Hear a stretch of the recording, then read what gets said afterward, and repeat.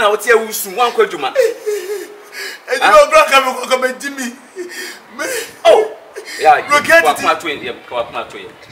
Oba, Oba, only problem. I'm the one here. Ayaw. Emma. Oh, Yauka, over Miraho. Are they? There's soon, dear Cassam, there's soon. Emma, the only problem. Oba, open a mile area, midday. Eh? They see what catch them, Mrs. Chasso. Mamma, they don't. Who's I the milk to jump from? Oh, are they? Miniano, meet me for Uncle to them. The mouth, dear, Wakuma, a pair of dear Obedo Cratching. Let them a room in a minute. The Oba, the Oba, the Oba, Yow, Wakuma to him. Pay up no Babia to say, be Pia will be. Ah. Oba pe meni munsu. Yaw. Obedo me de. Yaw men Canada. Me see onu kura bedo e chen wo. Enya wo na wo kodo nu onu na e ba bedo. Onu bedo me. Yeah. Me nyindi me mpeni obo ha dala. Yaw men timi na da. Yaw men timi na da. Yeah, sure. Men timi na da da. Enti yese no. De hian se de me bebu sa wo no. Wo bedi skeke. The young is over. What is it? The young is over. Oh,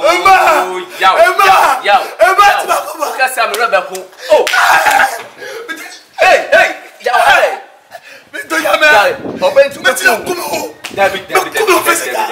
Debbie, come on to him. Who is Scar? Ain't now more bad to work. Huh? Soon. More baby or make Canada. Or bar no me said you open it binu. You me penny pepe. The answer they me can will be this. Oh, may so Oba teach me ready. Yeah, men Canada. Oba no settle me. When I went to say me what my day. The man me na maswa, my say my landlord. Me na masu sa. Oh, aso be open dan no. Emma. Ya wo dey me judi. Ensuro. Yaw. Awa. Emma. Wa iwe na de ma be yaw. No be krawi. Ya tenga na de ntimi nya hwe. Bia me ma oba o de o pe bia de o wonu bi ma. Ya wa ma me watch plastic. Wa kan say o go fra. O ska de ma me kwa me watch ate wo ho. So de men ka se bi fako. Why? Watch na so de oba me discuss no ma. And check it. Hey, yaw. Why bibia ba woni bibi? And you really share me. Emma!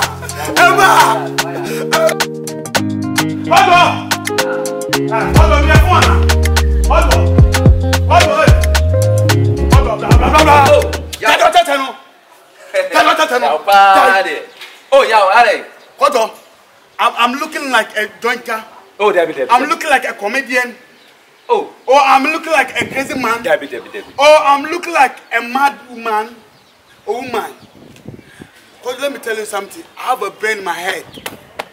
I have a brain in my head. Yeah, abotre. Menya kro. I didn't say you say kojo mama. Oka chem so ko for ba na ba enumre. Kojo ma cho 3 days ni me mfa mani say hu. Yaw. Ti. Meta so kasa. Yaw. Che.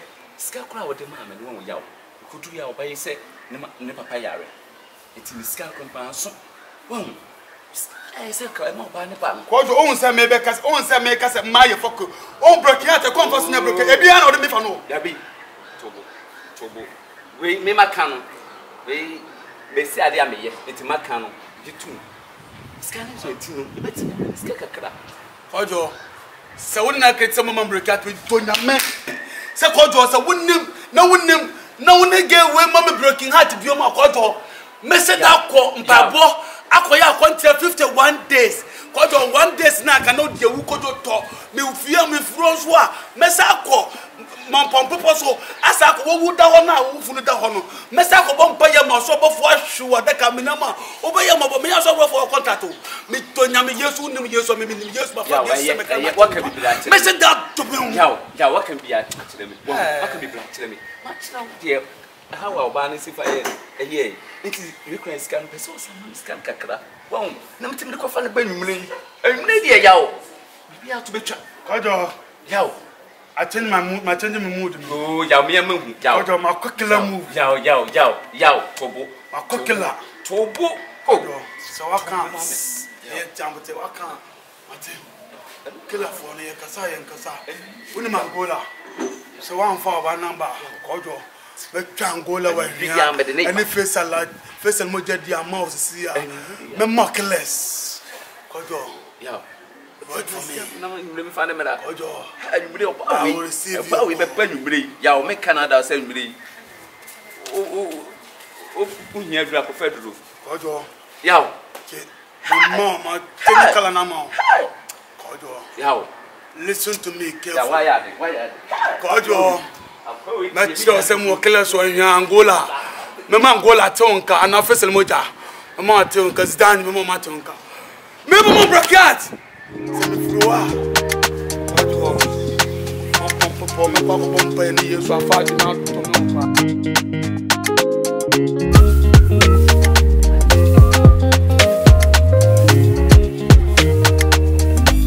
Dodi engabani aposege.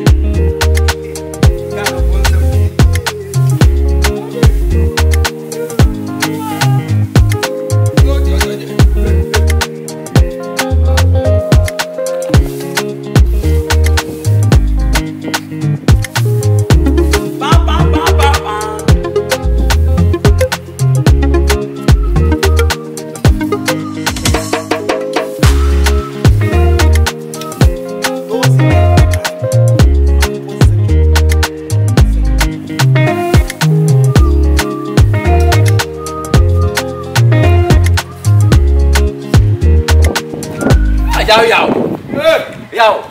Money. Mia. Money dia kojo. Kojo ni. Kojo. Ya me kai na ja do ma be. Mama. Na mo dia ora de wo. Omo ni. Se Ade e bi won ho. Anu ya ma be ni. Yawo. Me ba chain. Me sa ka we dia me mpe.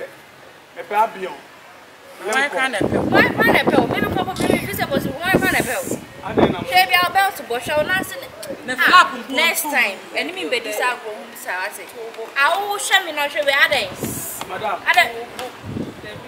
No, we want my own house. Me pacho. Me ya albo. What's in the message? Me casa me canima se me pretireo. Several can't touch me that. But can't touch me. Don't me. Ade onipa bi anim se me ade me pani eto. Eto kese na me pe. Me hwe abion. Ana Range Rover. Cobion, ana wuchi anya abion. Cobion. Cobion nya ka o. Na di bi na bo. Twa ne ya bia se clay. Ha. Yawo. Okay. Oba we won for come. Hey. We so na. Me ba Hey, can I make a sa? I don't know the member. Oba e na Oba asema na ka chere.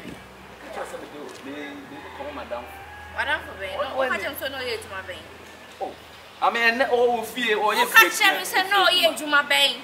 Oh, no, it's Adia, not Adia, Sean and no, or you fear. Adia, Sean and no. Nadia, wake up, on a minute. Say no more. And then no,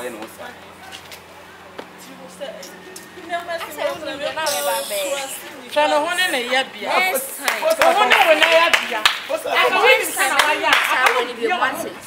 Hey, next time when you decide when you can't debut. Never have a song.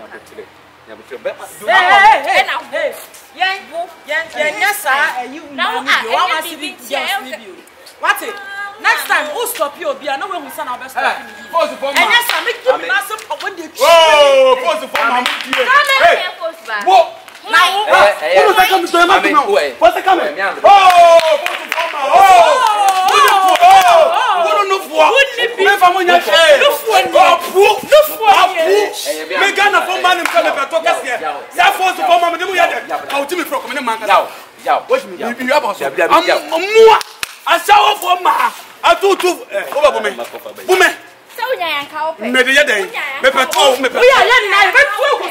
hey, mommy, hey, what's that?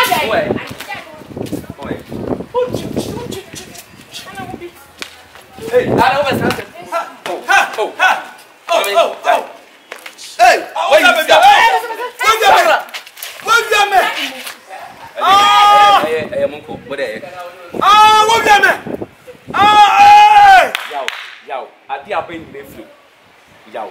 me no one can buy one sem. Me no one can buy one sem. Ah, yo. What the mama me? What the grandfather me? I put again. Come on, you you flu. Yo, e mai ba yi nyantu kwa se no mo kasa. Eh? Get your boss and no one yo. E be dey no mo nye you say. When you be say home can ask you question. Me ba cho snap but what do you mean? Me ba cho offer again offer. Me no kasa me pe no for and me kasa me pe to and me pe no for. Me Ghana for himself me ya mole me to yi. Ma fa to se me kan ma je nkwa.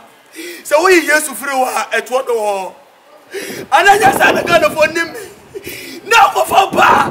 What's up for first life for ma? And don't for ma. Two cities ma. One cities ma. And ya premier ya mole. Yo. It's a wonders for face okoko. Yo, scout the mama. Eso. Man, me don buy yi. Senior. Emane how. If you are me ko mountain.